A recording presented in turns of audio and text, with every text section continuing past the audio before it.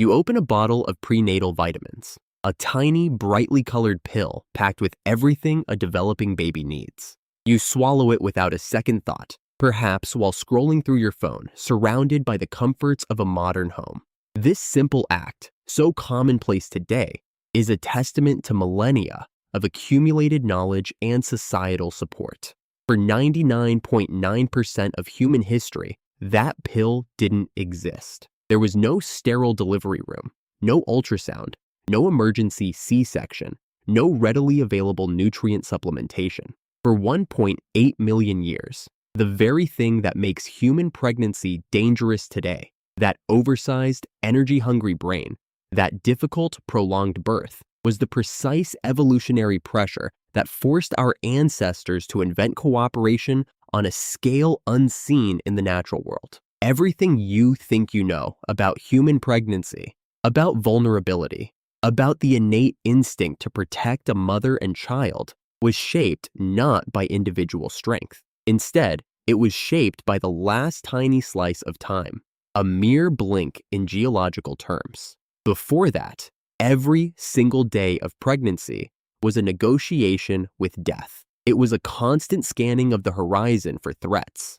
a visceral understanding that survival depended on a bond far deeper than biology, forged in the crucible of absolute necessity. And what you're about to find out changes how you see every act of care, every moment of community, and the very foundation of what it means to be human. To understand this, you need to strip away everything modern, the safety nets, the medical advancements, the very concept of individual self-sufficiency. Imagine the African savanna 1.8 million years ago. The sun beats down relentlessly, a vast, indifferent furnace baking the dry, ochre-colored grass until it crackles like parchment underfoot. The air shimmers with heat haze, distorting the distant acacia trees into wavering mirages, carrying the bitter, metallic smell of their sap mixed with the dusty scent of dry earth and the low, insistent hum of unseen insects. Then, suddenly, silence. The insects go quiet, the buzzing stops, the chirping fades. That abrupt, unnatural silence is the first, most terrifying warning. Here, at Olduvai Gorge in Tanzania, a Homo habilis female moves slowly through the low golden grasses. This is at the FLK site, Bed 1. It is a location famously excavated by Lewis and Mary Leakey, yielding crucial insights into early hominin life, roughly 1.8 million years ago. She is heavily pregnant, her belly a prominent, vulnerable curve against her small, agile frame.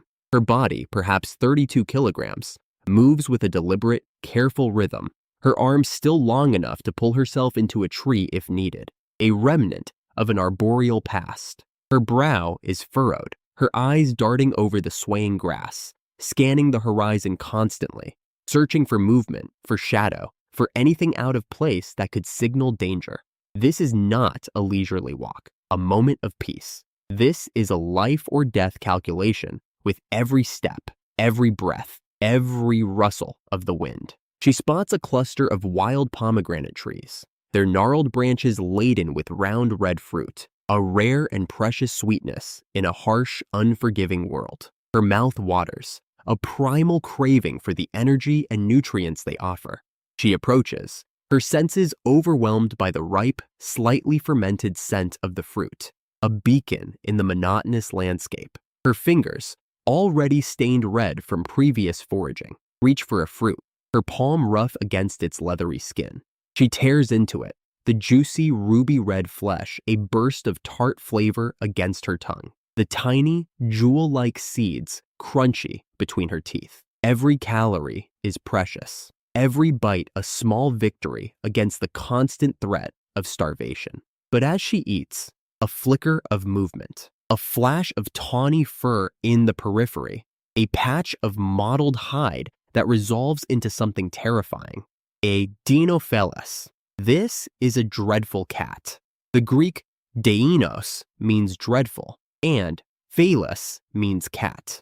It is a false saber-tooth cat, slightly smaller than a modern lion, but with powerful jaws and retractable claws. This predator, built for ambush, has been stalking her, It charges, a blur of muscle and teeth, erupting from the tall grass. Her heart leaps, a primal drum in her chest, echoing in her ears. She scrambles, the heavy, cumbersome weight of her belly making every movement slow, agonizingly difficult. She pulls herself into the nearest pomegranate tree, her long, strong arms finding purchase on the rough, uneven bark, scraping her skin.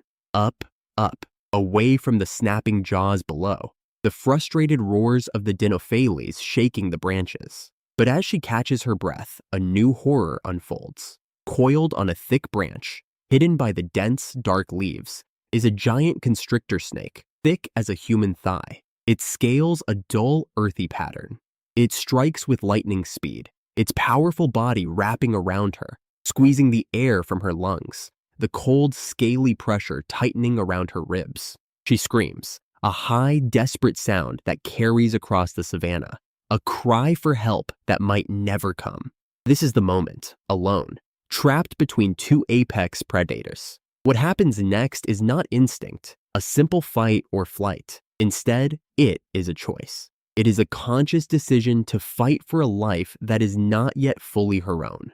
Dean Falk, a distinguished professor of anthropology at Florida State University, dedicated over 2 decades to meticulously studying the fossil record of early hominins, meticulously piecing together the biological puzzle of our ancestors.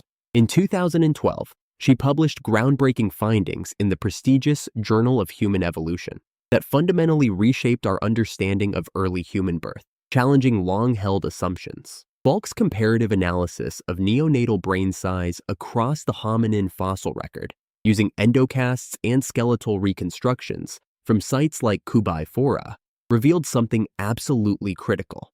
Homo habilis already possessed a brain size between 510 and 600 cubic centimeters.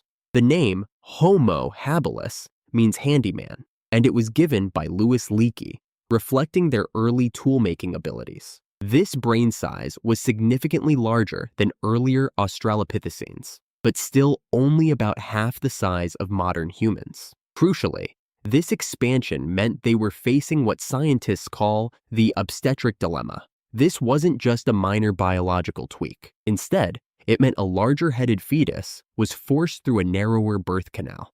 This was a result of the evolutionary trade-off between efficient bipedal locomotion, which favors a narrow pelvis, and the increasing size of the hominin brain.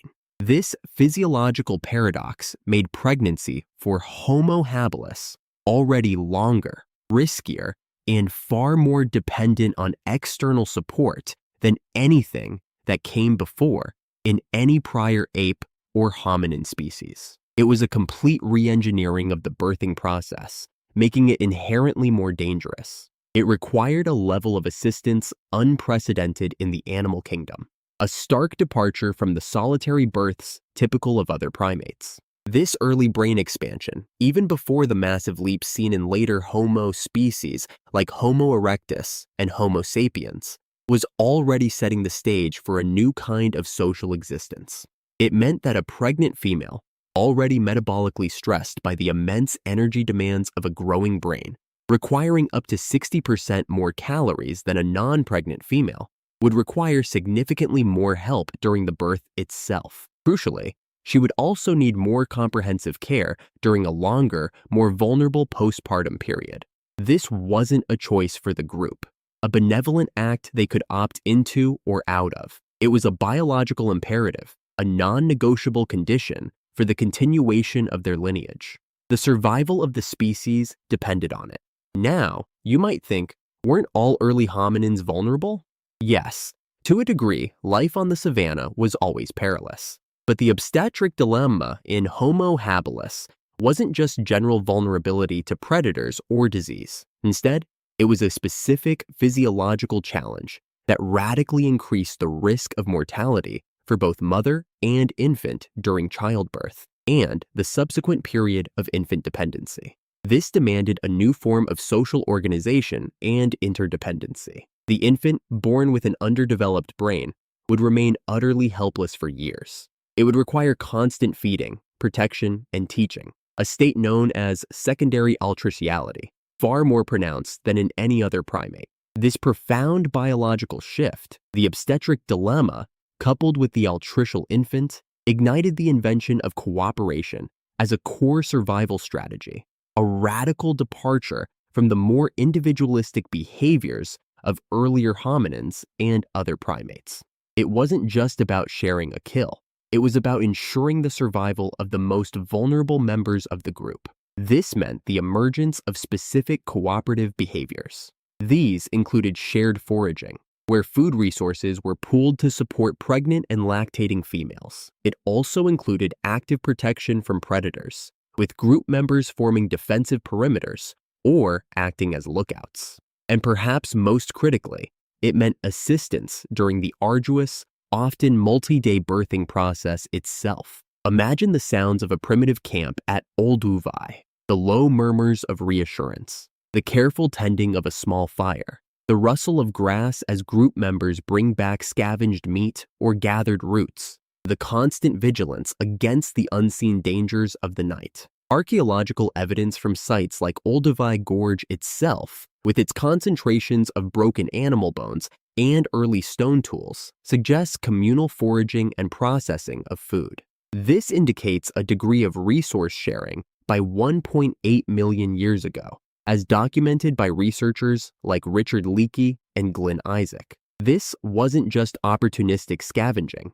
It was the birth of true human sociality, where the well-being of one was inextricably linked to the well-being of all, especially the mother-infant dyad. The legacy of this ancient cooperation, born out of the raw necessity of survival, is imprinted deep within our very being, shaping the fundamental aspects of human nature that we recognize today. The need for assistance during birth, for instance, became the bedrock of the universal human instinct for caregiving, particularly for mothers and their fragile, helpless infants. This primal necessity fostered the evolutionary roots of empathy and altruism, behaviors that extend far beyond kin selection. When a mother struggled, the group responded, not just out of self-interest, but because the collective future was tied to her success. This created a feedback loop. Cooperation led to higher survival rates for mothers and infants, which in turn reinforced the value of cooperative behaviors, solidifying them into essential social norms. Theories like the grandmother hypothesis, while often applied to later Homo species, highlight the extended role of non-reproductive individuals in communal child-rearing. This provided crucial support and reduced the burden on mothers. Imagine the warmth of a shared fire on a cold savanna night, the comforting presence of trusted faces, the soft, rhythmic sounds of early language, or lullabies offering reassurance. These acts of communal care weren't mere pleasantries. They were the scaffolding upon which human societies were built, fostering deep attachment bonds that transcended immediate biological ties. This laid the groundwork for complex social structures and our unique capacity for collective action.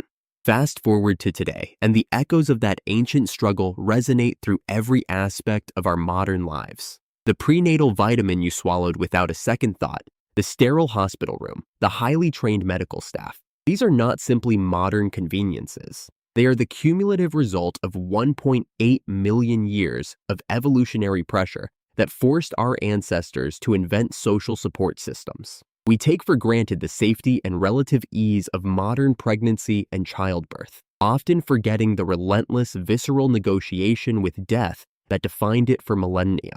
That oversized brain, once the source of such profound vulnerability for the pregnant, Homo Habilis female, ultimately became the catalyst for our most defining human traits. These include our intelligence, our capacity for empathy, our complex social structures, and our unparalleled ability to cooperate. Every act of care, from a simple gesture of kindness to the intricate web of global aid, every moment of community, from a family gathering to a national effort, and the very foundation of what it means to be human, our compassion, our inventiveness, our interconnectedness, all stem from this deep, ancient past. It is a powerful reminder that our greatest strengths were forged not in individual triumph, but in the profound life or death necessity of caring for one another. She survived because they chose to run toward the danger. Subscribe, hit like, and drop a comment below with your favorite fact. See you in the next one.